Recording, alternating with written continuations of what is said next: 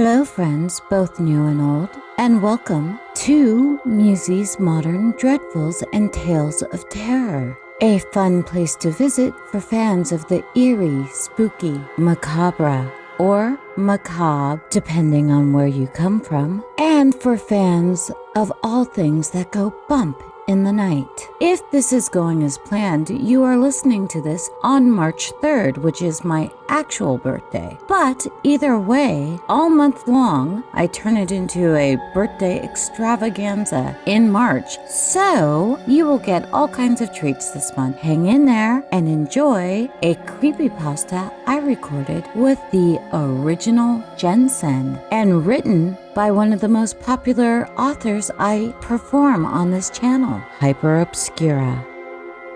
I never really spent a lot of time with my family. Well, I guess most of it falls on me. But I always had an excuse though. I have to work. Sorry, I'm busy right now.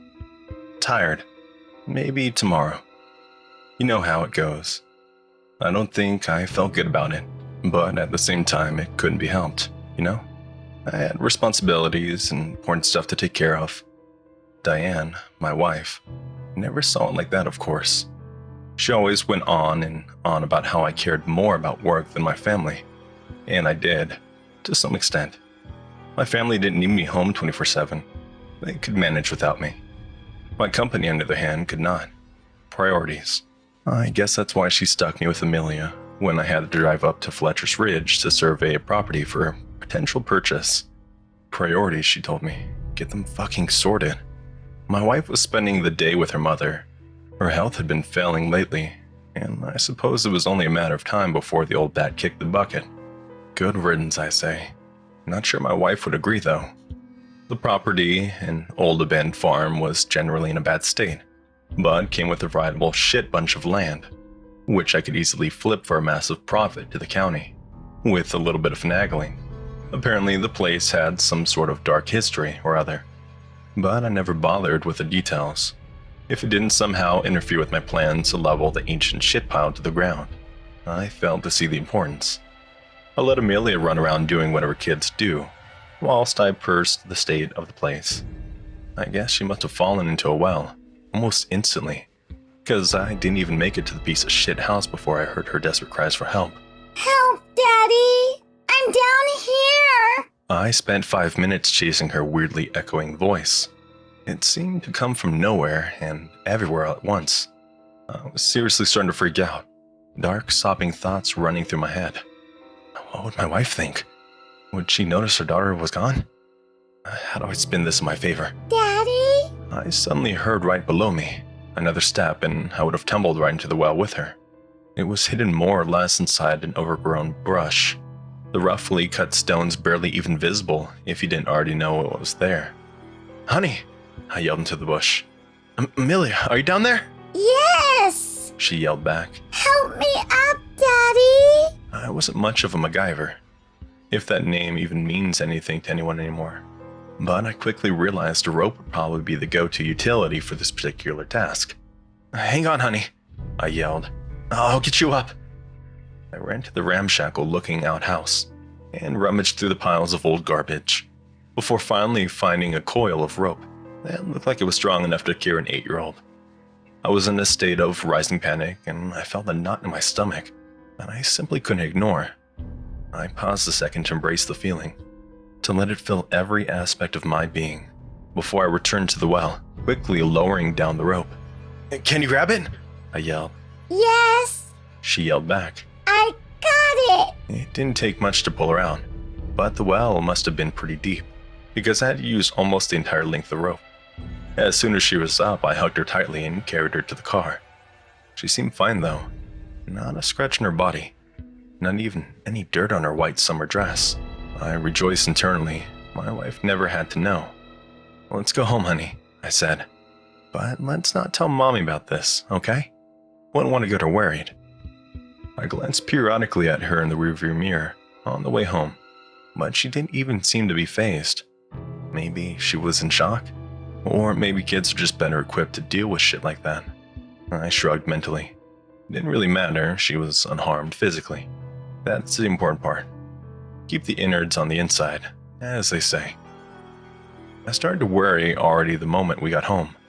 Amelia had been silent the whole ride, and she didn't seem like herself at all.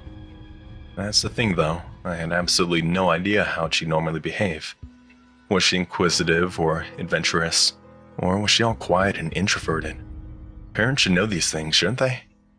She sauntered out of the car without much of a glance my way, and quietly disappeared inside. I followed hastily, and my mind racing to connect years of missing dots. You want to watch some TV? I asked. I bet your favorite show is on. I flipped through the channels idly. Sports, news, sports. Nothing that seemed even remotely interesting for children. After a while, I just sat down with her on the couch, twiddling my thumbs, and it became more and more apparent that I was hopelessly out of my element. I like talking to faces. Amelia whispered. Inside out faces, like in the ceiling. That's interesting, I offered. It wasn't, though. It was very unnerving. She was staring at the ceiling, an intense, unflinching gaze that sent shivers down my spine. If you listen really, really carefully, She grimaced. you can hear them talking back. I nodded weakly and tried not to look directly at her. She had an active imagination, that much seemed clear. How had I not noticed this behavior earlier? I'll go fix us something to eat, okay? I tried to feign a warm smile. Are you hungry? She turned to me and nodded energetically, but it wasn't a normal nod, you know. It was like she threw her head all the way back, then swung it forward with all her might. Kids, right? I shrugged briefly and hurried to the kitchen. So, what do you like? I asked. Peanut butter? Jelly? A combination thereof? Anything with a soul. Her voice whispered right into my ear. Shit! I shrieked, nearly slicing off a finger as I lost control over the bread knife. I turned on the dime, almost losing it again, when I saw Amelia standing right behind me. I felt not my stomach tightening again. Amelia? Honey? I murmured. Are you okay? She was pale as snow and pallid face drained of all color. Her hair looked different too. How did it usually look? It wasn't normally so sickly thin and graying, was it? And then there was the issue with her brown, rotting teeth. We took dental hygiene pretty seriously in our household, didn't we? I'm famished. She grinned. Need sustenance. She seemed unnaturally gaunt. Just skin stretched over bones, her dress hanging limply from her lethargic frame. She used to look healthy and lifelike, right? I'm sure she did. Please, Daddy. She gurgled hideously. Something living. She had to be sick, some bug or virus or something. Maybe she did hurt herself down in that well after all. Got an infection possibly. Maybe she had rabies. I panicked, my mind struggling to find references on what I should do next. Mom, I whispered. We need to call your mom. With trembling hands, I grabbed my phone and called Diane. She knew what to do. She always knew what to do. Honey, Her soft voice answered. is everything okay at home? No. I mean, I don't know, maybe. I stammered. It's Amelia. Amelia smiled at the mention of her name. Only it wasn't so much of a smile, as it was her lips curling back, revealing nothing but blackish flesh and rotting teeth. I swallowed deeply. Amelia. Yes, Amelia, I yelled. Our daughter! There was a long pause, and I could hear her breathing heavily on the other end. Amelia was inches away from my face now, her long black tongue hanging out from her mouth limply. Her brown teeth were falling out one by one as the expanding tongue demanded even more space. Noah, Diane said. are you okay? Have you been drinking? Doing shrooms again? Why? No, I yelled. I really think there's something wrong with our daughter. Why is it so hard to believe? Amelia put her withering, warm-like hand in mine, squeezing gently. Her black hole eyes beckoned me to put down the phone. It's very hard to believe, Noah, Diane said, pausing momentarily. because we don't have any fucking kids.